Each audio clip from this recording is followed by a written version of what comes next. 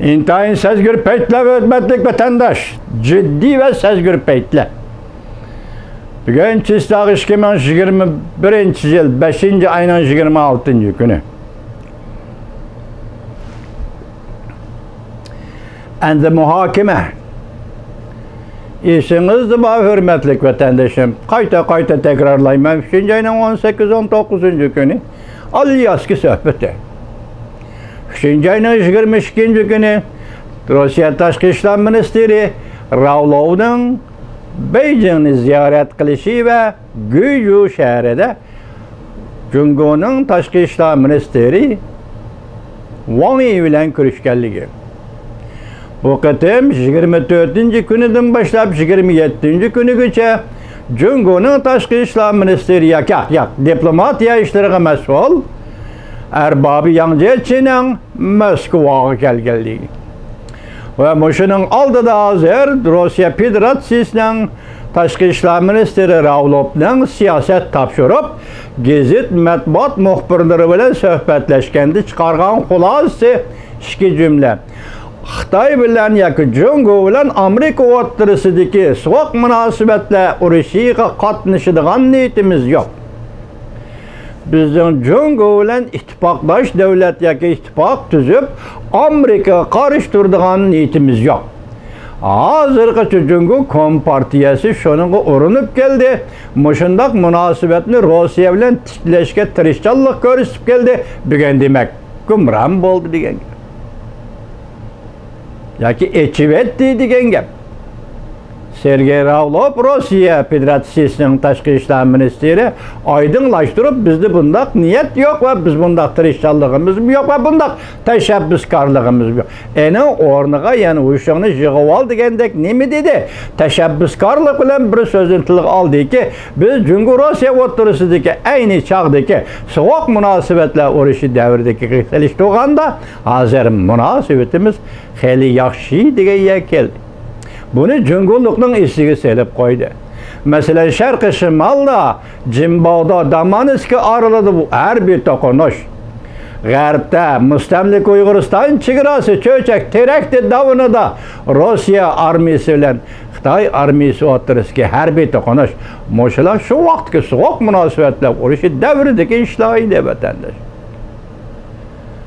Uning ustiga 1969-yil 3-oyning 3-oyda ta'sisi Rossiya sobiq Sovetlar agentligi. Bugun shundaqmi yo shundaq emasmi?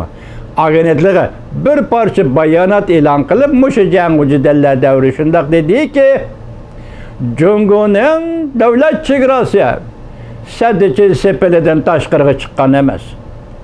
Sadichel sepelining masalan g'arb tarafdagi chegarasiziqlarining sirtida bu yerda Mongollar, Uyg'urlar, Qozoqlar yashaydi.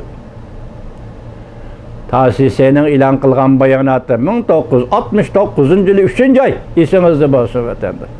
Mushu so'q munosabatlarni hozir Lavrov bu qatamqi suhbatda Rossiya gazeti muxbiriga taqdim qildi. Amaliyotda hozir oldimizdagi 6-oyning 16-kunidagi janvada Prezident Joe Biden bilan Prezident Vladimir Putinning suhbatiga dal mushu suhbat boshlanish harpisida bu siyosatni o'ttirg'i chiqarib, Jungo bilan birlashib Amerika qarshi turadigan niyatimiz yo'q.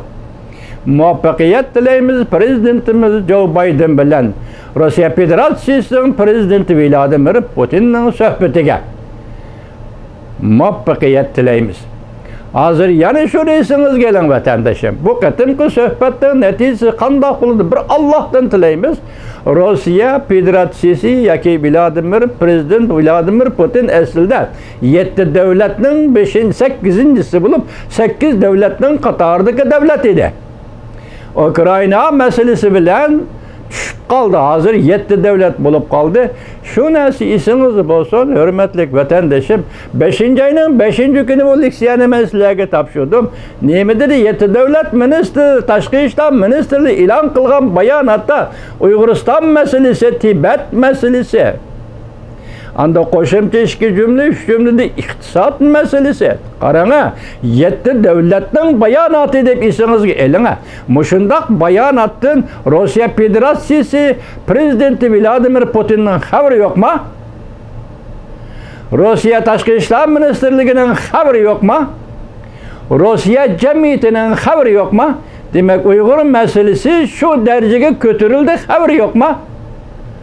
Siz bunu da xulos chiqarsangiz, bu qatam endi hozir boshda dedik-ku, leksiya dedik-ku. Endi Rossiya Federatsiyasi davlat boshlig'i Amerika Qo'shma Shtatlari davlat boshlig'i 6-oyning 16 kuni suhbat o'tkazganda bu masala tilga elinamdi, elinmamdi. Siz o'zingiz tasavvur qilib boqing vatandosh. Demek xalqaralashgan Uyg'uriston meselesi tilga elinamdi, elinmamdi. Siz o'zingiz tasavvur qiling, hurmatli vatandosh. Hozirgi bo'layotgan ishlar Birlashgan Davlatlar Tashkilotining ishlar Amerika Kongresi Davlat Majlisidagi Uyg'ur to'g'risidagi qonun va so'z ibora fikr bayonlari, suhbat bayonlari hammasi din Rossiya Federatsiyasi xabarsizmi? Endi bu qatam so'zlashadigan masala qatorida Uyg'uriston masalasi eg'izga elinamdi, elinmamdi. Siz tasavvur qilib beqing vatandosh, men Allohdan tilayman Uyg'uriston masalasining tilga elinishini.